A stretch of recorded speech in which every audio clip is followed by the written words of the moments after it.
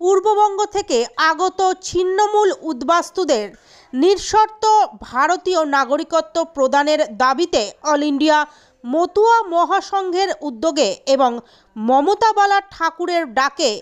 28শে December বৃহস্পতিবার বেলা 12টায় ধর্মতলায় এক মহা সমাবেশের আয়োজন করা হয়।